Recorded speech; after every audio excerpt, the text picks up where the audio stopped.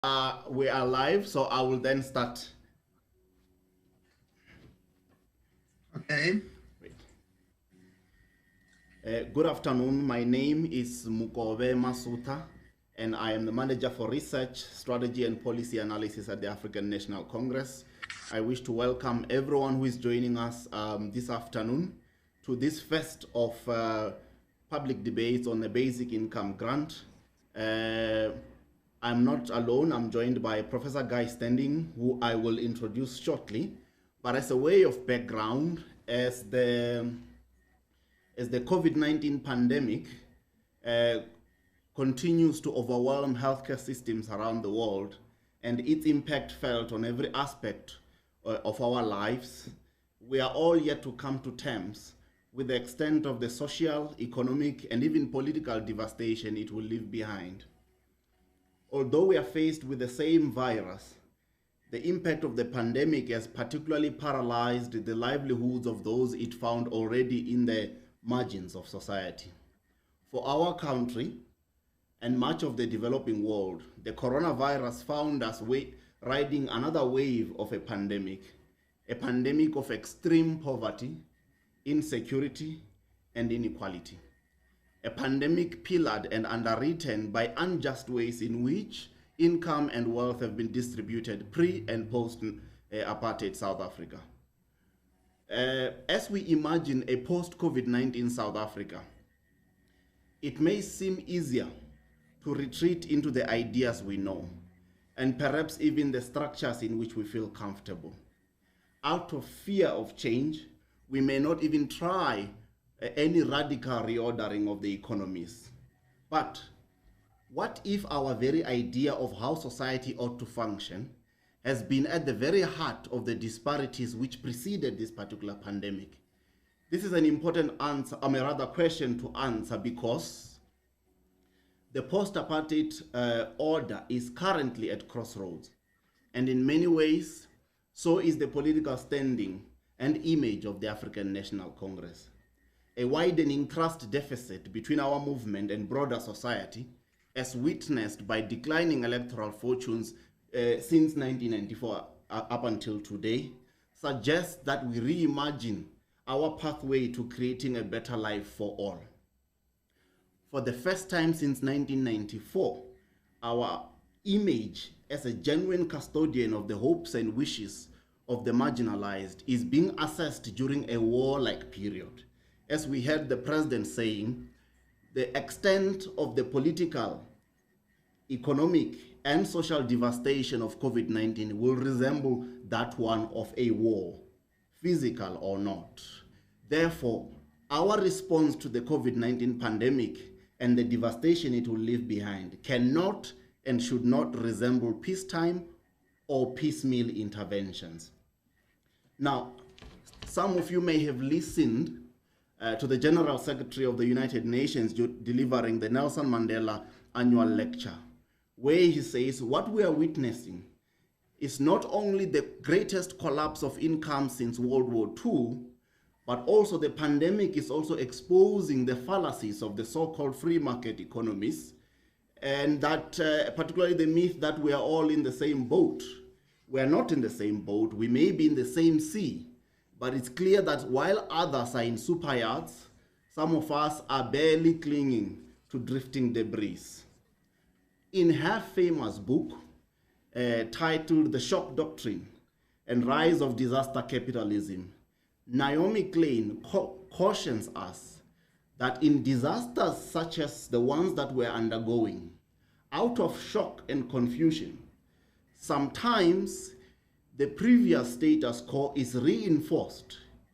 This particular disaster offers us an opportunity to avoid that particular reality.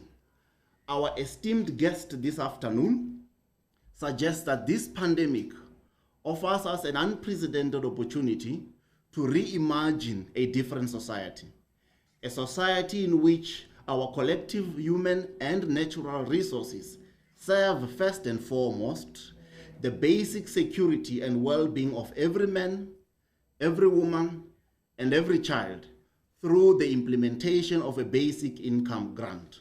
I am terribly excited to welcome Guy Standing, who is Professor of Development Studies at the University of London, SOAS, and founding member and honorary co-president of the Basic Income Earth Network. Professor Standing, welcome. I am very excited to have you here.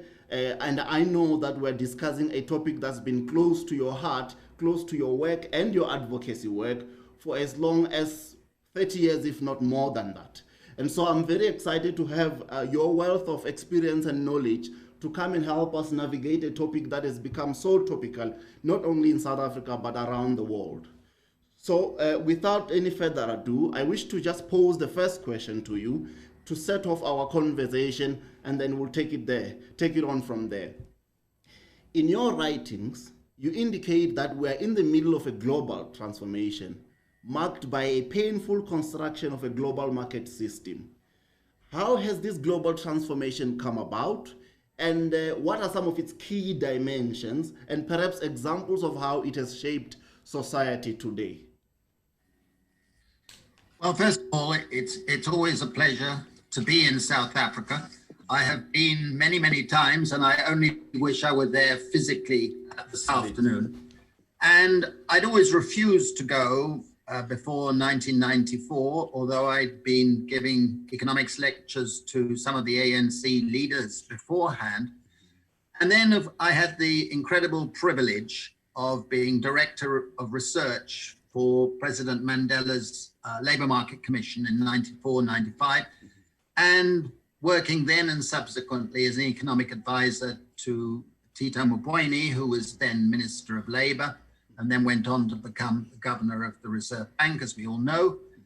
And then I had an opportunity to be advocating basic income back in the late 1990s.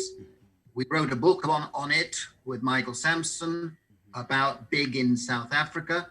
And we organized a conference where Desmond Tutu gave a wonderful speech at the end advocating a basic income. And I was working with Vivian Taylor and others on her committee on big. So I've been involved in that debate. Then in 2007, I worked, the Minister of Labour, Madlana, asked me to write a report reviewing labour and social policies. And it always seemed to me that the political miracle that Madiba had induced was not being followed by an economic miracle. I had the wonderful privilege of being asked to his house where I presented him with my report. And I will always remember, he said, it's harder to win the peace than to win the war. Mm-hmm. I think he was profound in the sense that there have been various opportunities to complete the transformation in South Africa. And if we are strictly honest, we have to say those opportunities in the past have not been taken. Mm-hmm. The fact that the Gini coefficient for income inequality is higher today than it was in 94, 95 is a fact that none of us should be remotely proud of. It's the highest in the world. Wealth inequality is greater than income inequality. But I go back to your question. I've been writing for many years saying that the neoliberal economics that was ushered in by Margaret Thatcher, Ronald Reagan, and the Mont Pelerin Society, economists in the audience will know all about that, essentially was an attempt to create a market system of individual pursuit of profit, pursuit of individual incomes, and cleared with an open market. But what the problem of that, and that's become clearer and clearer, is that the global economy has become a system of rentier capitalism. In other words, the returns to property, to the ownership of property, physical, financial, and intellectual property has been going up and up and up. And the share of national income, be it in South Africa or anywhere else across the world, the United States, in Britain, in China even, the share going to people who rely on labor and work has been going down. And it's very relevant for this discussion on big to recognize that South Africa, even there, is an outlier in the sense that capital continues to have a very high percentage of the total income and wealth in the country. What this means is that there is scope for affording a different income distribution system without negatively affecting the market economy that a lot of people want to promote. It's not incompatible. Whether you're a socialist or a pro-capitalist, you don't have to regard big as necessarily a threat. It depends on many other policies. So I think the debate we will have in the next few minutes has to be seen in this global context. What I've argued is that the pandemic that we're experiencing is the trigger to an economic slump that was waiting to happen. This book is called Battling Eight Giants. It came out in March, just as the pandemic was starting across the world. And I'd written in this book, written last year, saying the 8 giants that we can discuss that are threatening because they are intensified and strengthened by rentier capitalism, are blocking the road to a good society. Again, be it in South Africa, be it anywhere else. And these 8 giants have made the economic system very fragile across the world. You only need to have a slight shock, a slight crisis, and the whole thing could become a major pandemic slump. Now, I'm using the word slump rather than depression, because here at the moment, we have had a huge decline in national income, a huge decline in the incomes of millions and millions and millions of people across the world. A depression is a slump that lasts more than a year. We have the likelihood, unless we do something really transformational, that this slump will become a depression, because there's the likelihood that it will rumble on without transformative policies, without political courage by our politicians and our bureaucrats and by intellectuals. We all need to contribute to a vision that is based on courage. And there is one lesson that we're all learning from this crisis. The resilience of society will depend on the resilience of the weakest groups in society.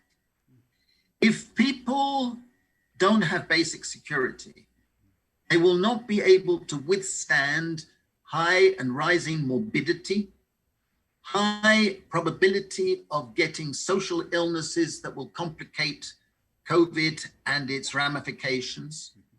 And we must understand that we are in a time of pandemics. This is already the 6th pandemic this century. That's never happened before. And there will be other pandemics because the natural decadence of our treatment of nature has created the conditions where illnesses and viruses will come from the animals and come from the species to humanity, and humanity will not be able to withstand because the resilience is weak. So I think this context means that we have to treat this subject with extreme urgency. Right. And I must say that since the pandemic struck, I have had an incredible number of emails, media contacts, and requests for doing Zooms all over the world. Mm-hmm. Every single day, I receive numerous interventions, people sending me emails. Why don't the politicians do it? And I did invited a video with the group Massive Attack. They invited me to do a video on basic income. And I had never expected to do a pop song Sure. in my life, and I've done it rather late, Yeah. but it's having an incredible number of views on YouTube and around the world. And that, of course, has accelerated the interest. Correct. And I've always believed, and I've always told friends, I've always thought that South Africa was potentially an ideal country in which the consolidation of social policies based on the Constitution would allow a basic income to be introduced in a full way before many others do so. I see. Thank you so much for that background, and I think it's extremely helpful to also know that you've been involved in South Africa's imagination of what a post-apartheid South Africa ought to look like from as far back as '94, and I think that's something that really enriches this particular discussion. I want to now move on to some conceptual issues. Professor Standing, proponents of basic income define and understand it from multiple perspectives. And in your 2019 report to the Shadow Chancellor, you outline 7 principles that you believe should underpin a universal basic income. That one, I wish to then ask, what is meant for someone who is hearing about basic income for the first time today? What is meant by basic? Why must it be transferred in cash to individuals? What is meant by regularly, unconditionally, and universally? And of course, non-withdrawable, which is my favorite dimension of it all. And kindly take us through these defining aspects and their significance in implementing a basic income. Okay, well, imagine that our income distribution system based in the 20th century is essentially broken down. The things I mentioned earlier. The idea is that every individual in the country, every usual legal resident, and you can define it in different ways, that's a separate issue, will have the economic right to receive each month a modest basic income paid in cash or the equivalent, paid into bank accounts or into accounts and whatever, and paid in a way that people can use it as they choose. That's crucial. It's not a voucher. It's not something that you can only have to spend on certain things. It would be up to you. And it's individual. So for a woman and for a man, each person would receive an equal amount, regardless of gender, regardless of marital status, regardless of household status, regardless of work status. It's paid as an economic right. And as you say, it's non-withdrawable. In other words, the state or others cannot take it back, take it, part of it, to pay for something that they choose, or deny it to you for some political reason. They can't do that. It's a right, an economic right.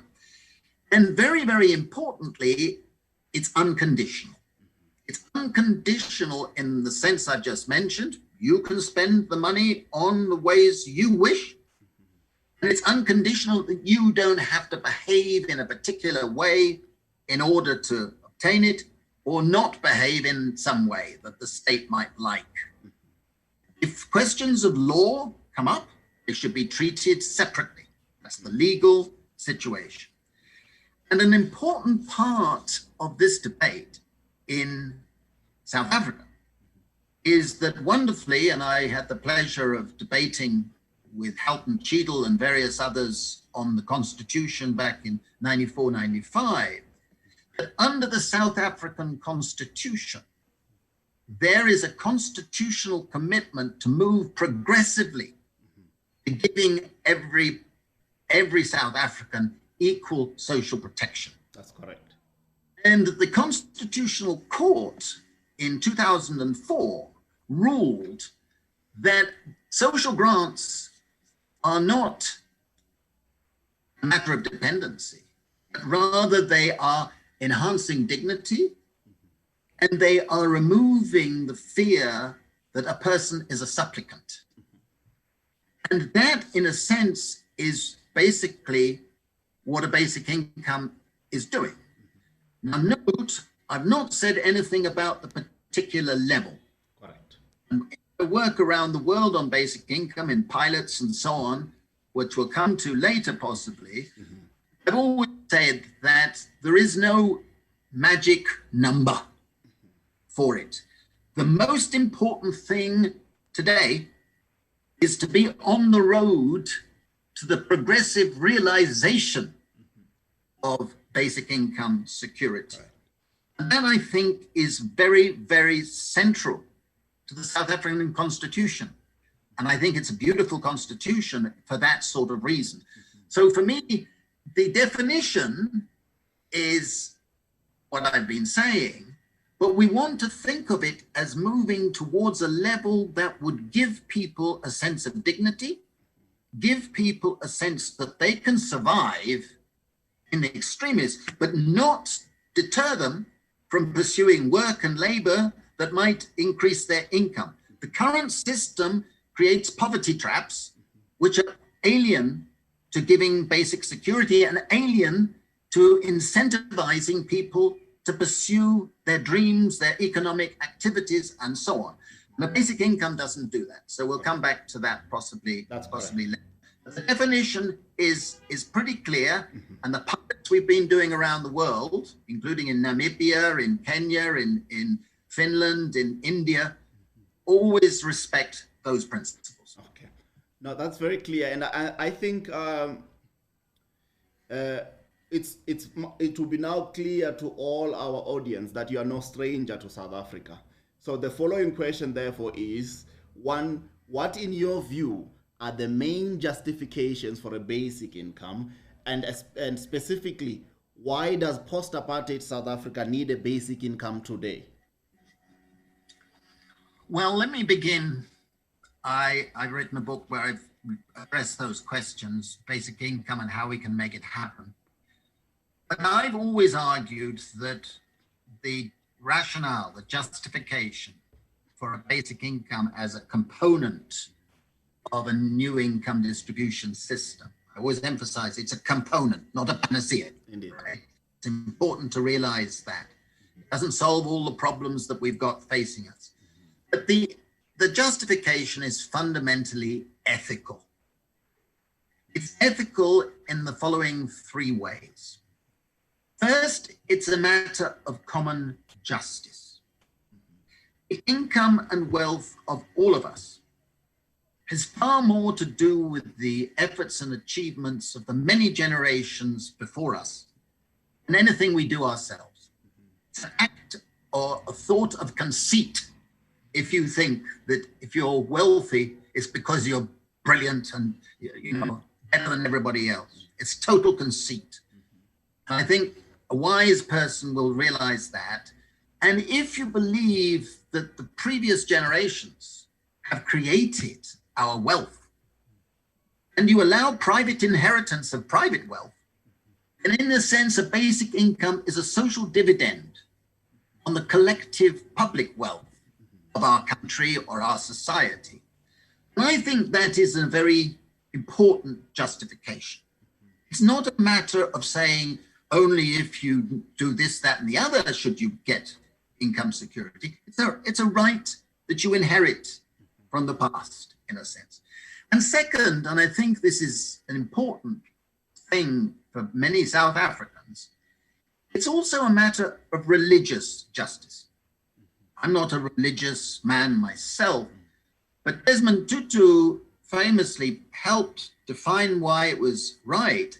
And recently, Pope Francis has just come out in favor of a basic income. And if you're religious, you can say the following: God has given us unequal talents, unequal capabilities. And in a sense, a basic income is a compensation to those who have been gifted lesser gifts, lesser talents than others, particularly those who don't have the gift of making money. So religiously, I think it's important. Ecologically, it's important as a matter of justice. because it's the poor who are paying for pollution, the poor who are suffering from global warming and polluted air much more than the rich. In a sense, a basic income is a compensation for that fact, which is easily shown to be the case. So for me, the first justification is ethical, a matter of justice. The second is, we all say we believe in freedom. We all say we believe in freedom. But you can't be free unless you have the capacity and access to material resources to be making good decisions about your life and the life of your children and the life of your community. And vitally important, freedom means the ability to say no.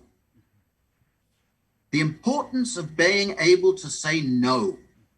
In our pilots in Namibia, at the end, I went down to one of the villages and I asked some teenage women to come and talk.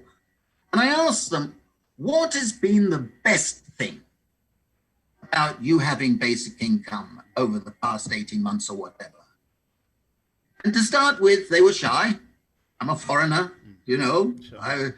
A man, and they didn't want to answer and giggles and the rest of it. But then one of them plucked up the courage. What she said, I will always remember. She said, before, when the men came down from the fields at the end of the month, with their money in their pockets, we had to say yes. Now with our basic income, we can say no. Very clear. That's emancipation. That's freedom. Right. And it's also a matter of what we call Republican freedom.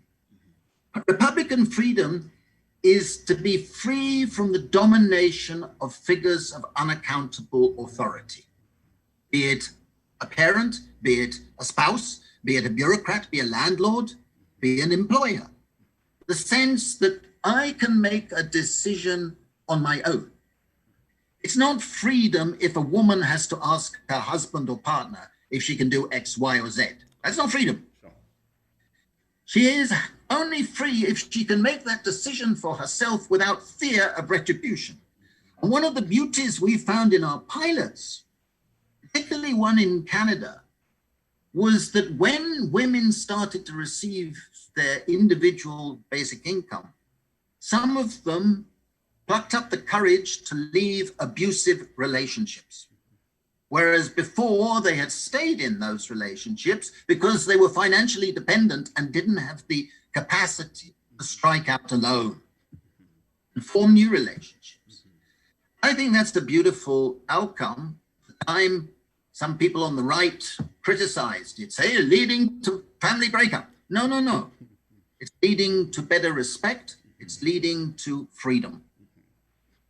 And what I've argued in the results of our Indian pilots, because when I went to our villages, we had 6,000 people receiving the basic incomes. I kept going to the village. I said, we're only providing a modest amount, which is probably 40% of subsistence in India.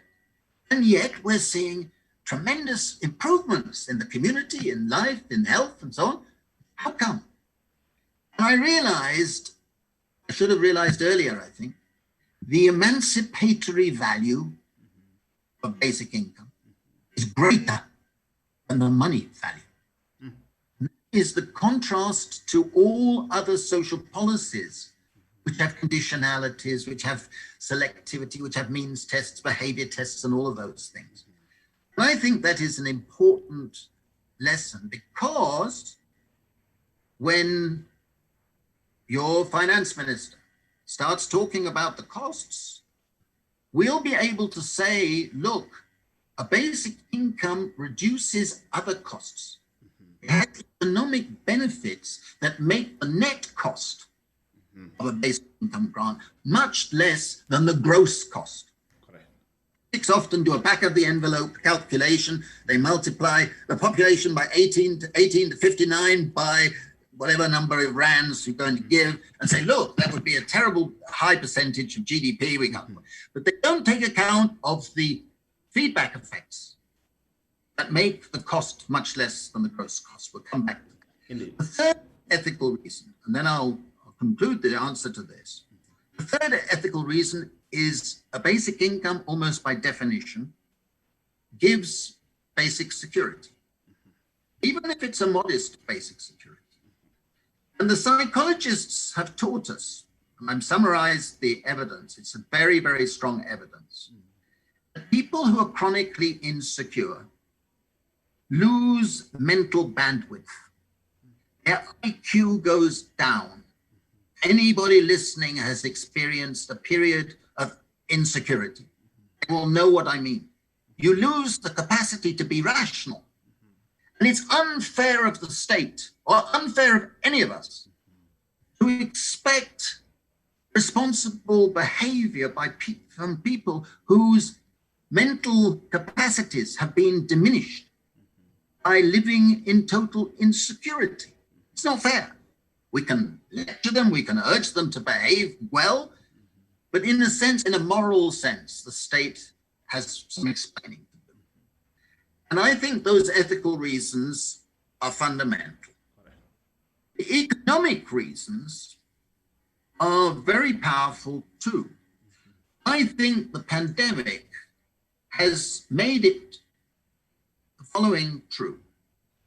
The ethical case has always been overwhelming in my view, but now it's an economic imperative. We can't get out of the pandemic slump without something like a basic income. And the question that many people should be asking is this: can South Africa afford not to have a basic income? That's a good question. I think that it's important because this is a great demand shock. This is a huge shock to aggregate demand. People can't afford to buy goods and services, and therefore investments go down, the vicious cycle continues. We need to increase aggregate demand. But if you try to increase aggregate demand through quantitative easing, as they did following the crisis of 2008, putting money into the financial markets, putting more money into the financial markets, putting more money into the financial markets, and giving subsidies to corporations, what will happen is demand will go up a little, may go up a little, the insecurities and inequalities will intensify, and you will not get a broad-based improvement in economic development. By contrast, if you give a basic income, it stimulates the demand for basic goods and services. Basic goods produced in local communities, be it food or services. And we know, and I've produced the evidence in the book, that the elasticity of supply to an increase in demand for basic goods and services is much higher than increasing demand for higher income goods, higher priced goods. And therefore it would have very good beneficial effects for the economy. And of course, our pilots have shown without any doubt, and pilots done by others around the world in different countries at different levels of economic development, have shown overwhelmingly that the biggest positive effect is improvements in mental and physical health. People who have basic income compared with those who do not find their health improves, their capacity to deal with illnesses and setbacks improves. And this leads, of course, to lower demands on public health services because people are more resilient in health terms. And this, of course, reduces the demand for public spending on health services. So that is a positive economic effect, as well as, of course, being much more importantly, a positive effect for the population. That's correct, yeah. And it improves equality, equity, and so on. And the same with schooling. we found everywhere that people who have basic incomes spend more on their children. They go to school more. Their attendance and performance in school improves because they've got something in their stomach or because they can afford shoes or whatever it might be. And that has a economic effect, both short term and longer term. You don't have repeat in schooling because people can't sustain concentration, etc. You have less dropouts and so on. And in the longer term, people emerge from schooling with greater capabilities. So if you want to use the term human capital, I don't like the term. But what it does, it improves people's capabilities. And that, I think, is another economic effect. And there are others as well, but I've given a long answer to your question. And I think that the combination now of ethical and economic is pretty strong. And Prof, I think you've done justice to that question, and I will have to come back to the economics of it all, because I think the response you've given does assist with one of the questions I'm going to ask when we start talking about where we could possibly get the money to fund a basic income. I think the economics argument and the back of envelope illustration that you made would really help us with that question. But before we go there, you've touched on a number of experiments, some of which you have actually been very much involved in around the world. But before we get there, as you stated earlier, just before the pandemic, you published Battling 8 Giants, a book that has, I would recommend to every single person in the world, particularly here in South Africa.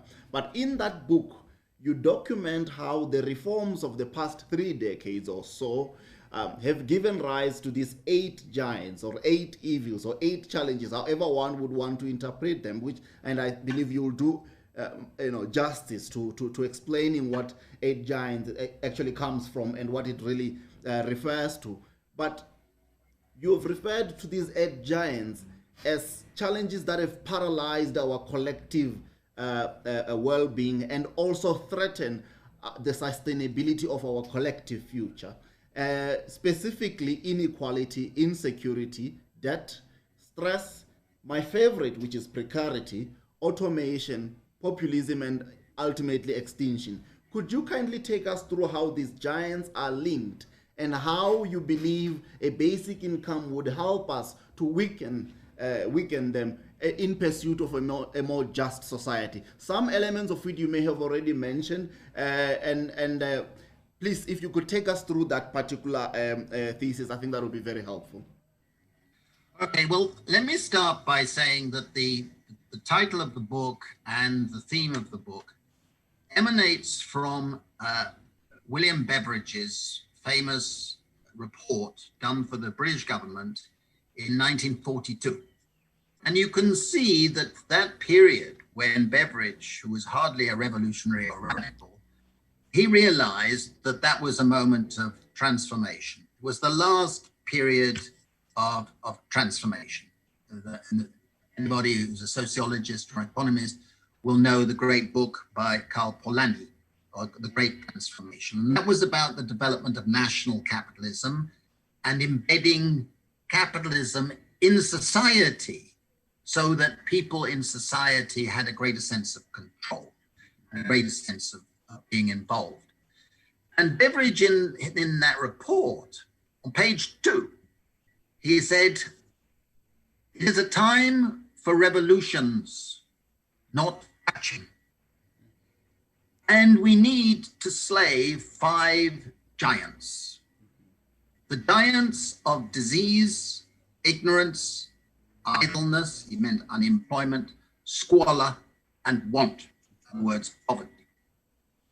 And in a sense, his recommendations for welfare policies in the post-1945 era were a response to that challenge in a society, or a presumed society, where industrial employment was the main part of the economy, and where a long-term trend would exist to more and more people being in stable full-time employment, with access to paid holidays and paid pensions and so on. That world collapsed in the 1970s. It was never based on global equality.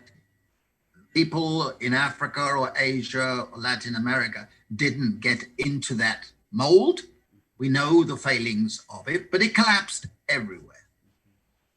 And today I'm saying that the reaction to the collapse, this neoliberalism, has created this rentier capitalism, and that rentier capitalism has produced the growth of these 8 modern giants you just mentioned.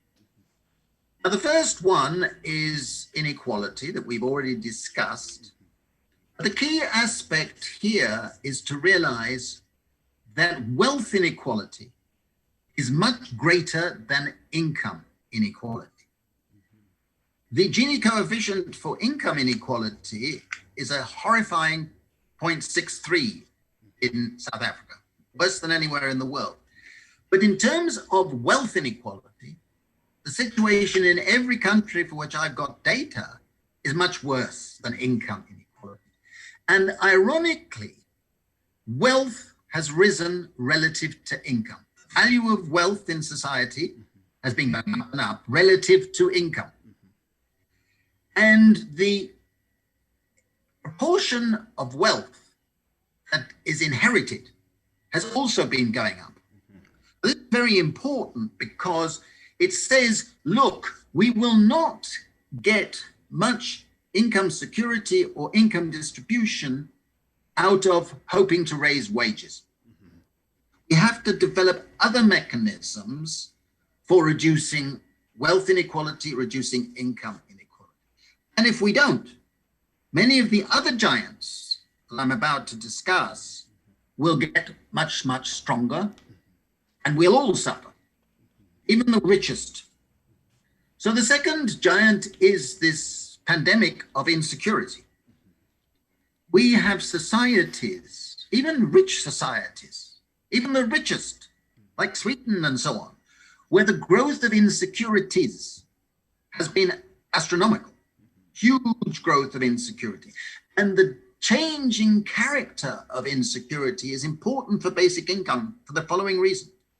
The main character of today's insecurity in a global context is uncertainty. Uncertainty for an economist is when you can't calculate the probability of it happening, and you can't calculate the probability of recovering from a shock. And therefore, ideas of social insurance or providing ex post income security won't work. It will not work. You have to have ex ante security if you really want to deal with insecurity. And it is a pandemic. More and more people are suffering from insecurity, and this leads to the third giant. The third giant is stress. So many people, even those who seem to be earning good incomes, good salaried, in salaried jobs, are suffering from stress. I've discussed that in my books on the precariat. One thing that in rich countries is the bag lady syndrome, the bag lady syndrome. Millions of women confess to waking up at night fearing that one accident, one illness, one mistake, and they could be out in the street with all their belongings in a couple of plastic bags. This is a phenomenon, or its variants, all over the world.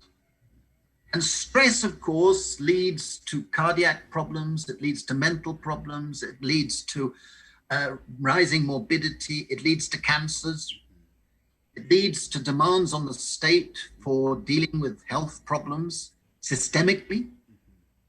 And you can't deal with stress unless you give people that basic security, unless you find a way of this progressive movement towards that. Basic income, of course, would help. It's not going to solve all stress problems, of course not. But without it, it's going to grow and grow. And the fourth is debt. I hardly need to tell South Africans about private debt. But one of the worst features of rentier capitalism is that finance, whether they say it or not, they won't say it, they thrive on people being in debt. That's where they make their money. They make their money from having millions of people in debt to them. And if you're in the precariat, your debt is going to be high interest debt and will not be able to pay it. And one little downturn in your incomes will lead you being unable to service your debt. And this, of course, is what's happening across the world because we don't have basic income security where people can get control of their debt.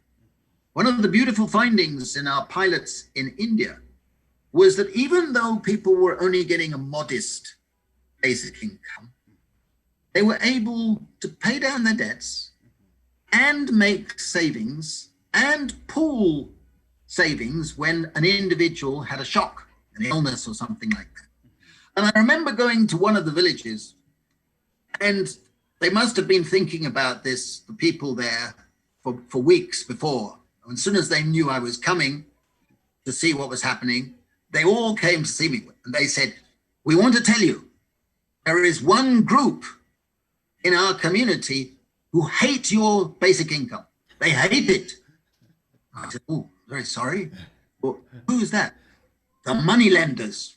The money lenders hate you." And I said, "Well, we can't please everybody. That's a great pity." Of course, debt is something that is linked to stress. It's linked to insecurity. It's linked to inequalities. It's all part of the same pandemic, if you like. The fifth one, which you mentioned, is precarity. And the notion of precarity is different from what many people in academia talk about. Precarity is not the same as unstable labor. Unstable, insecure labor is a separate matter. The word precarity comes from the Latin to mean obtained by prayer. You feel you are a supplicant, and you feel you don't have the rights of a citizen. You don't have social rights, you don't have economic rights, you don't have cultural rights, you don't have civil rights, equality before the justice system. You feel like a third-class citizen rather than a first-class citizen. I've used the word denizen. And precarity comes from when you don't have economic rights, fundamentally. A basic income, even if it's modest, is a statement from society that everybody should be treated as a citizen. For me, that is an important reason for supporting a basic income. The sixth giant is the fear of the robots. Lots of people fear that they're going to be displaced and made redundant by robots and AI and automation. And I personally don't believe that we're all going to suddenly find we don't have any work to do. I think fundamentally, though, is the technological revolution we're experiencing is increasing inequalities, increasing the insecurities, increasingly disruptive, and therefore creating uncertainty for a lot of people. And therefore it is a giant. Now, if we had basic income and we could distribute the rents from technological change to everybody, then there wouldn't be the fear of the giant. The giant would be actually something we could welcome. I would be delighted if every toilet cleaned itself because there was automation, rather than having low-wage toilet cleaners who are supposed to be feeling good that they've got a job. Yeah. It's ridiculous. Yeah. Just ridiculous, right? So that we do need some forms of technological change. We should be welcoming that. But in the current context, we can't. The seventh giant is the giant that in my book I say is the one that's going to lead to the crucial tipping point where people in their millions will support basic income. And that is the threat of extinction. And it's the threat of extinction not just of the species, nature, global warming and the pollution and greenhouse gas emissions, it's the threat of extinction to ourselves, who are ignoring the balance of nature, ignoring a lifestyle of a balance with nature, treating nature as something to be used and depleted for our success and our ends, without any respect for the balance of living in nature.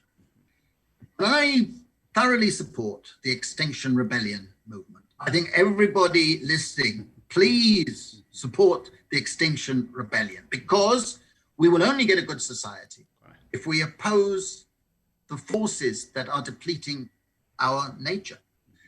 And in that context, I think every country, regardless of level of development, needs high eco taxes. They need high carbon taxes. Carbon taxes are an essential fact for the next decade. And the problem is that they are politically regressive, because a carbon tax is a higher percentage of a low-income person's income than they are for a wealthier person. And they will only become politically acceptable if the revenue raised from carbon and other eco taxes are recycled to everybody in as carbon dividends as part of a basic income system. But there is another aspect of this which I want to emphasize. If you have a basic income, it incentivizes people to be doing more unpaid care work rather than just jobs. It incentivizes people to do more community work. You can say no to certain activities more easily, and yes to doing things that don't pay but are socially useful, ecologically useful, and everything. And the way of tipping us to be doing more activities in common, sharing in our communities and in our families, is something that we should all be wanting to see. And the final giant is the threat of neo-fascist populism. When I wrote The Precariat in 2011, I said, unless the issues of the precariat are addressed as a matter of urgency, we will see the emergence of a political monster. That book has been translated into 24 languages. And in November 2016, I received emails from all over the world saying, your monster has arrived. Now, he and his type could appear anywhere. We must not presume that just one madman can be defeated and then we'll move on. We have a sense of neo-fascist populism in Brazil. We have it in Europe. We have it in Britain. We have it in the Far East. We have it as a global threat. And unless we create a good society where we respect the things I've been talking about, the growth of support for this type of politician will grow. I spend a lot of my time living in Italy, and I've seen it there now. It's a genuine giant. So for me, these 8 giants have been growing, and a basic income as an anchor of a new system, not by itself, but with other reforms, but that is essential, will help weaken the threat of those giants. That's the theme of the book. Thank you very much. I think that's very clear. Now, to move a little closer to the a question that might take you back to the economics of a basic income, is to the extent that we agree that a basic income is not just necessary, but affordable. What would be a socially just and sustainable way of funding it? Or as our friends in Treasury would ask, where should the money come from? Well, I think there's obviously that's always the question that must come up, and it's appropriate. I think we have to separate two perspectives on this. I think we've got the perspective of the short-term response to the pandemic slump. We've got the longer term for having a sustainable new system. I think the idea of emergency basic income in 2020 should be seen in the context of governments, all governments, having to go into deficit finance. They're having to spend to recover the economy. The danger is they will continue to do what was done in 2008, where basically the central banks and governments and the IMF basically refunded the financial markets and refunded the stock markets and gave millions and billions of dollars, pounds, euros, yen, whatever, to that narrow part of the economy. The result, without a doubt, has been that economic recovery was slow. Inequalities have increased. Those giants have grown stronger as a result of all of that. But the government spent a phenomenal amount of money. Whereas the 2 years before, they'd all been saying, we have to cut spending because of this, that, and the other, balancing books and so on. Suddenly they found billions to spend on the financial markets. Today you're seeing the same thing happening. It's unnecessary. In a sense, you could treat the payment of a big this year as quantitative easing for people, rather than quantitative easing for the banks and the financial markets. But in the longer term, you're going to have fiscal reforms to have a sustainable system. The first point to recognize is that South Africa doesn't have high spending on social protection relative to other countries, okay?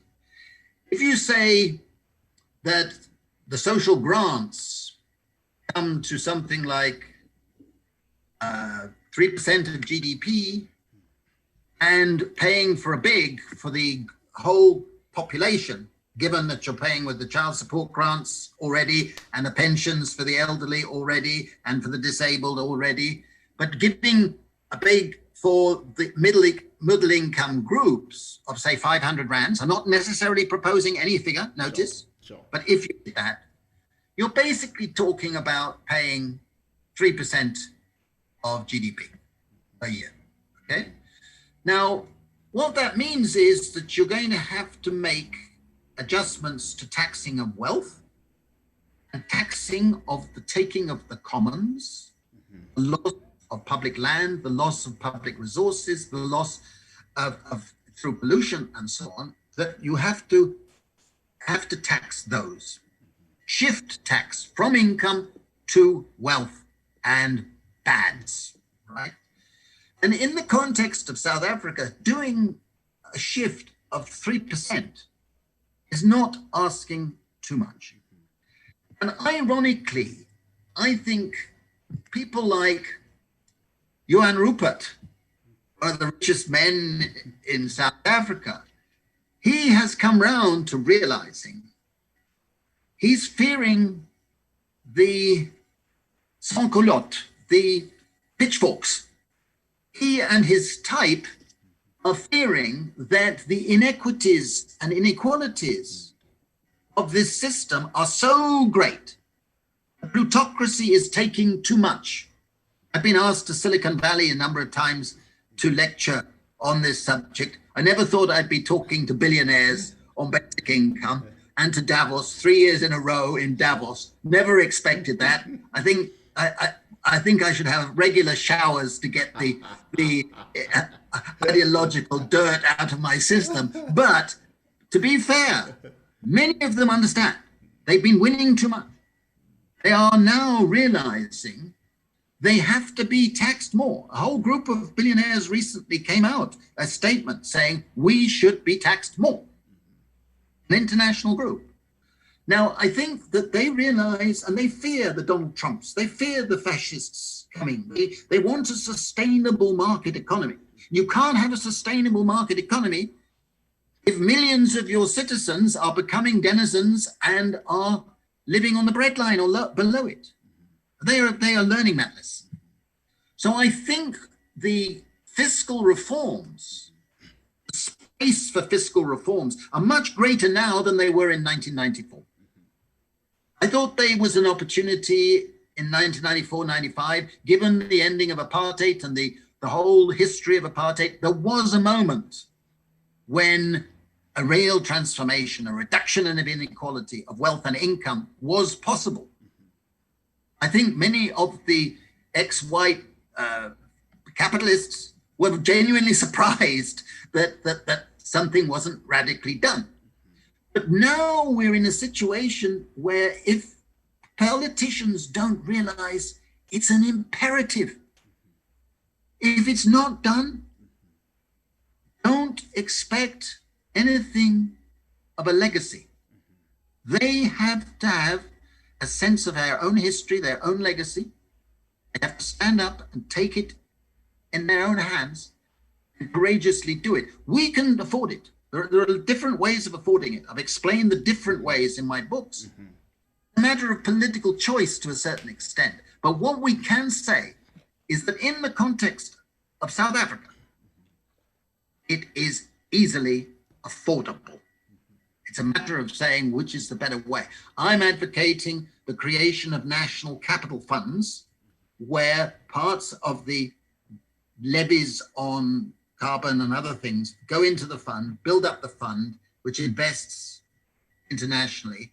And as that fund increases, the capacity to pay out bigger social dividends, i.e. bigger basic income, increases. The same has been done in Alaska and Norway and a few other countries. But that's my particular political recommendation.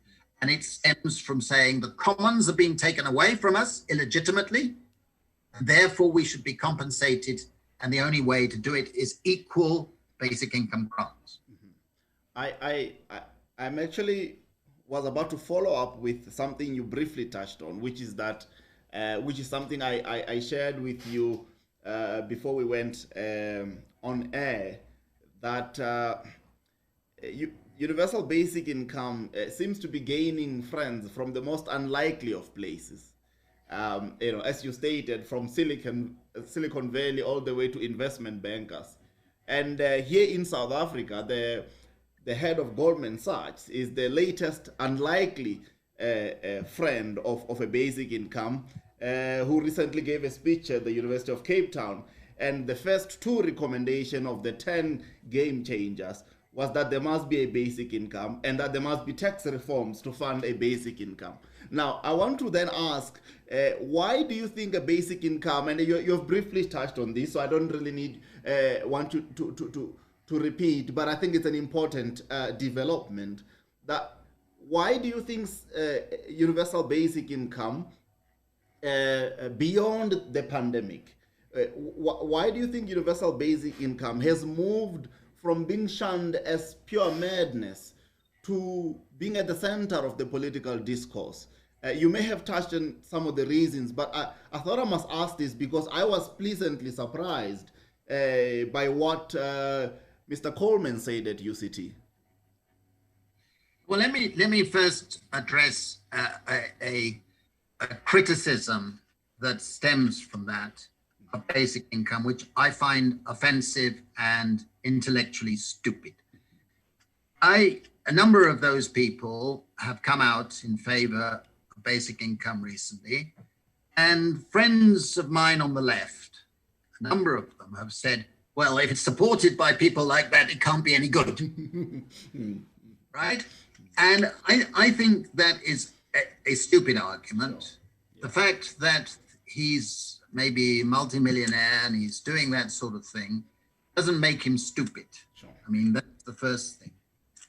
I've always been in favor of the National Health Service in Britain, something that I regard as a precious piece of our society. Well, as it happens, Adolf Hitler was in favor of a national health service.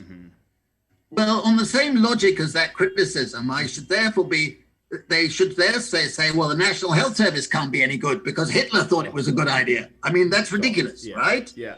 So I think that the fact that someone like him has come out and many others are seeing it is neither here nor there. I think it's good because it indicates that people like him are prepared to make some concessions, are prepared to accept higher taxes and whatever, because they realize they can do their economics and they can realize that it's got to be paid for.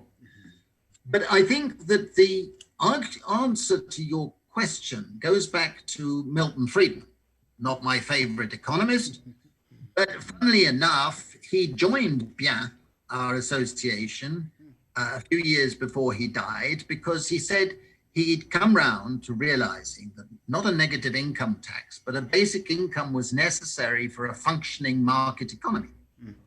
Because if people don't have basic income, they can't make rational choices.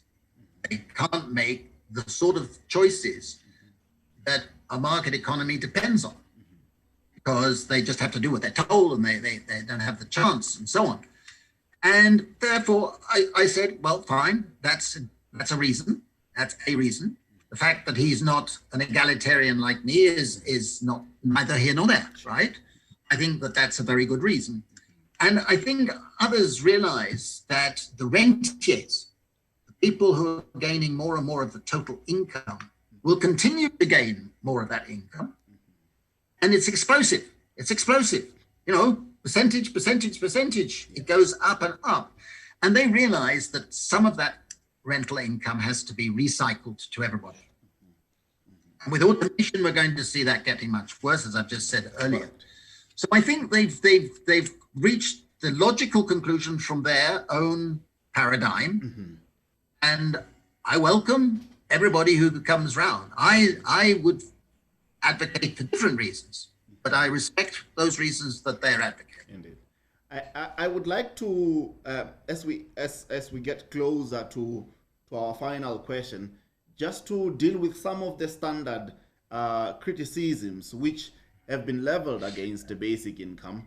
Some of them, the moment the African National Congress announced this interview on universal basic income, some said on Twitter, a basic income is nothing but free money. Stop giving people free money. Create jobs instead. You are increasing dependency on the state. People will be lazy. They won't respect free money. How should we respond to that kind of criticism, which is very much alive even here in South Africa? I suppose the first thing I could do was ask them, please read my book on basic income, because I've answered all of those with separate chapters. But let me go to your different points that you made. The free money point. If you say that people should not get free money, I want you to stand up and shout, we should abolish inherited private wealth. Private inheritance should be abolished tomorrow morning, because that's giving a minority of people a lot of free money and free housing and free of that, this and that. The other. I want to hear the loss of hypocrisy, okay?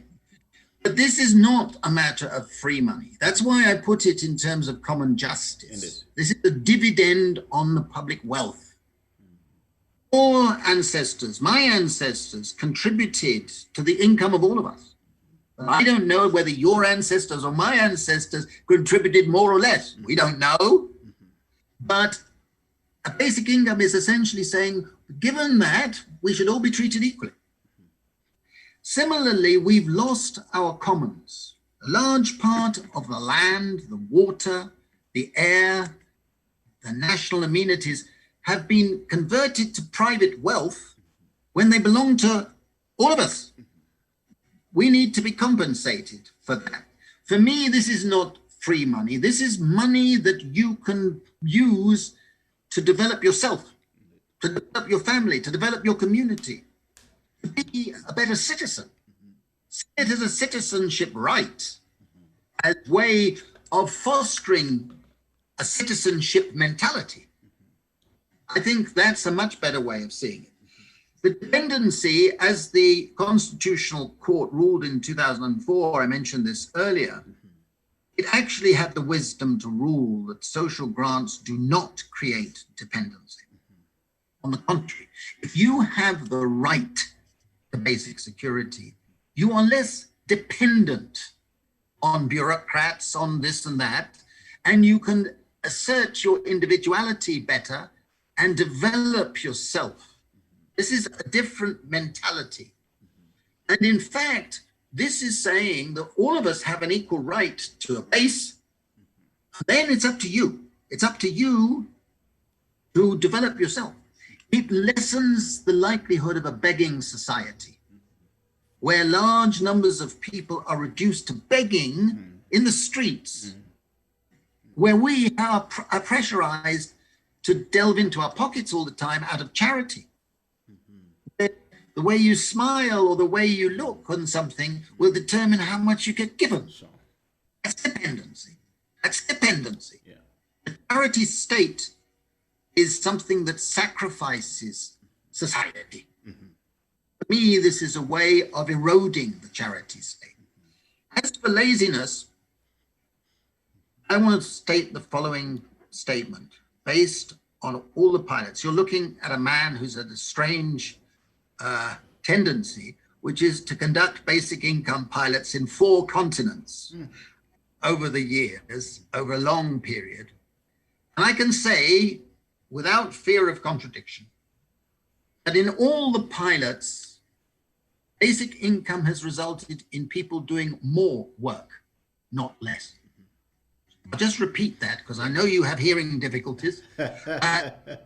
It results in people doing more work and being more energetic and more entrepreneurial in a small way or whatever. We saw wonderful increases in work done in local villages where they were saying there's 40% unemployment, nobody can do any work. And suddenly, with the input of a basic income, people were finding ways of starting little businesses, little activities, showing more energy. And the multiplier effects leading to payment of income generates more income because people are spending it, and because people are spending it, people invest in little ways or improve the planting of seeds and so on. That was another finding we had in Namibia. Because economic crime goes down because everybody has at least the base to be buying food and so on. And so people grow more things, more little animals, more little seeds are planted, etc. And in fact, the energy that comes from having basic security is beautiful. I've seen it in England where we did a pilot which was televised, a series of people. I thought we were giving money to dysfunctional families who would all dissipate it on beer and cigarettes and whatever. But in actual fact, it led to people improving their lives. And I think that this sense of wanting to improve yourself is really important. And particularly, particularly for women and for people with disabilities.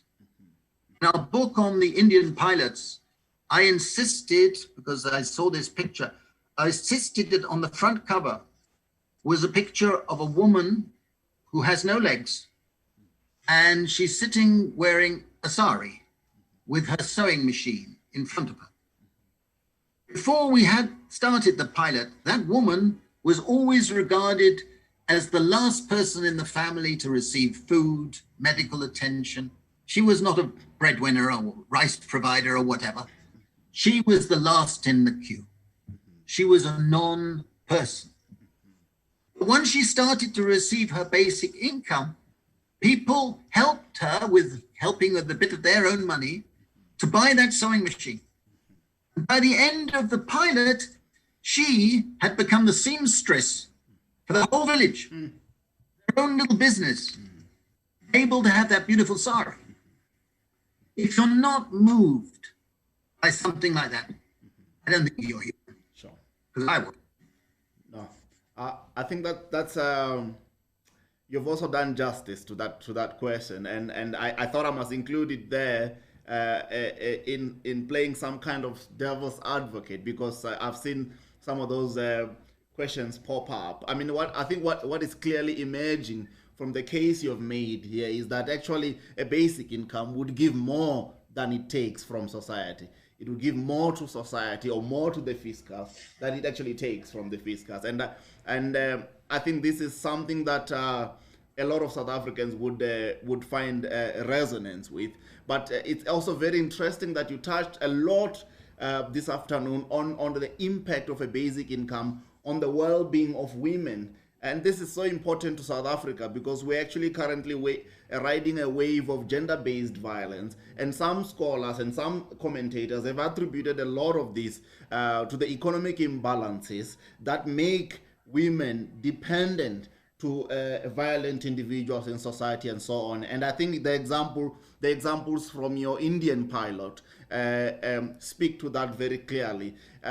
Reading one of your books, and this would be my final question, and perhaps also ask any other insights that you wish to share before we close. You tell a story about a town called Middlesbrough in England.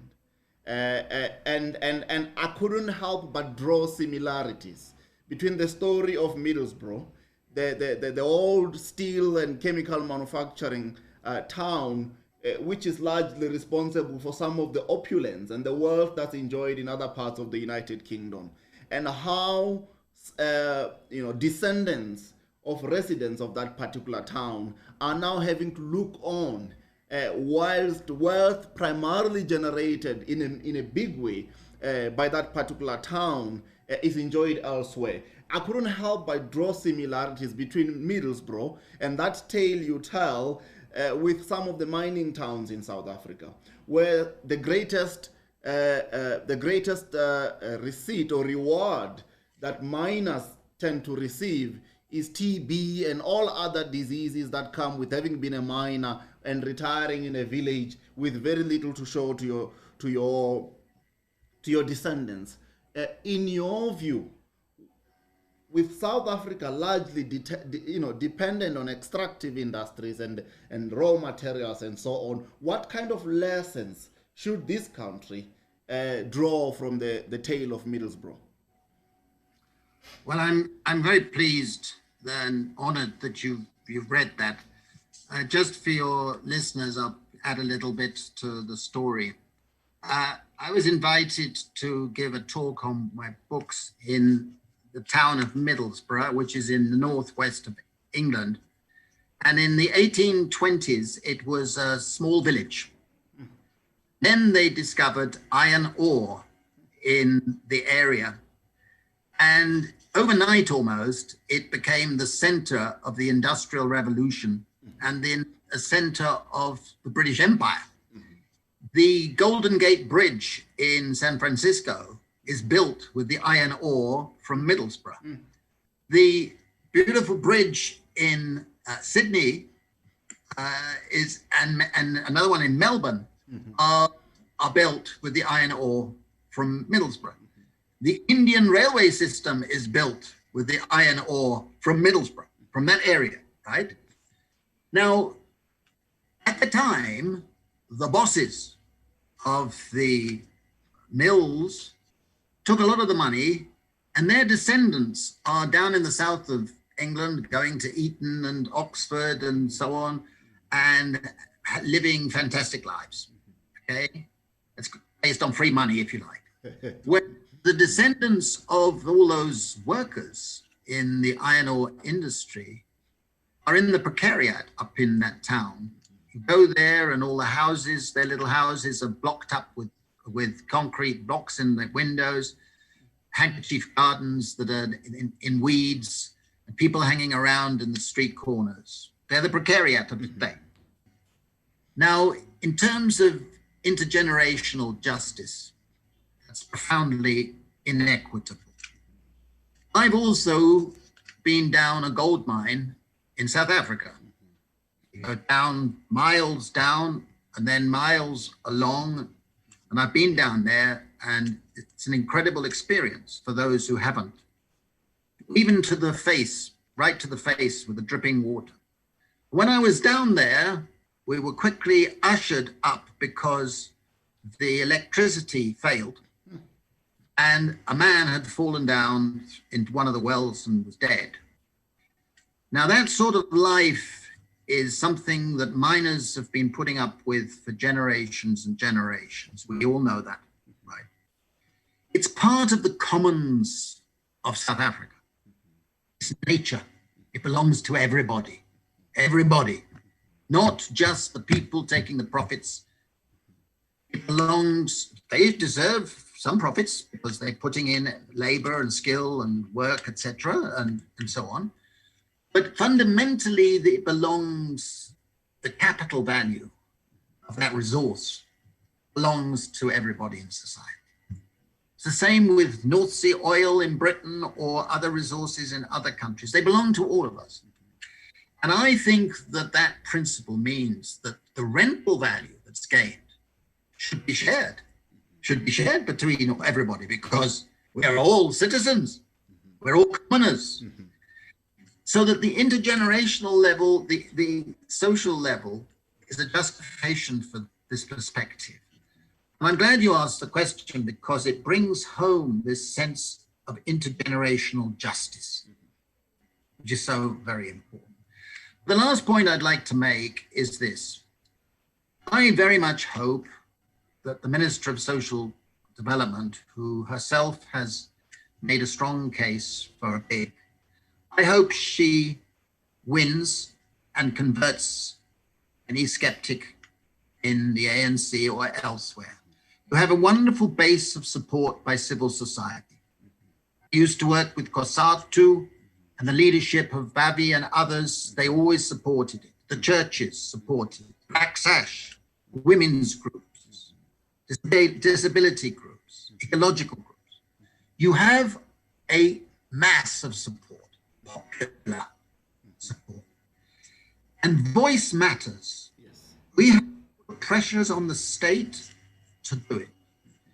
And I would urge everybody to support her as she campaigns for a big.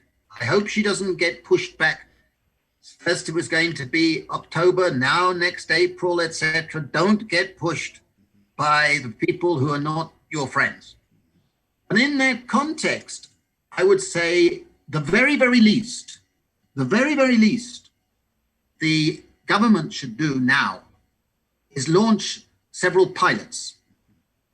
Pilots are not an end in themselves. They're not an excuse for kicking the ball into the long grass or whatever you want to call it.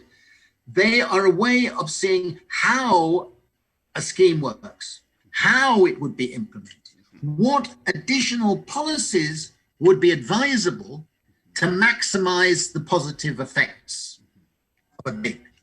Okay, they shouldn't be used to postpone a decision on big. I urge the government to put some funds aside so that several communities, different types of community, a rural, a township, several types, have this pilot rolled out. Because that will teach all of us how, in the context of South Africa, the specific context of South Africa, it would be best rolled out. I urge them to do that as a matter of now.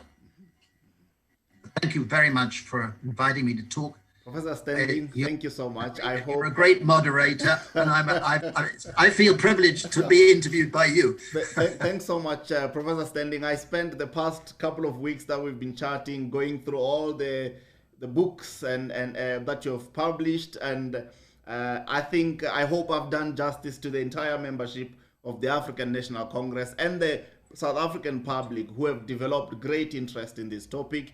And following is your good friend Professor Taylor next week, who will also give us the South African perspective, given the work that the two of you did many years ago. And I'm sure we'll be in touch. I might be at King's in a couple of months' time, depending on how the virus behaves, and hopefully we'll get a share a beer. Indeed.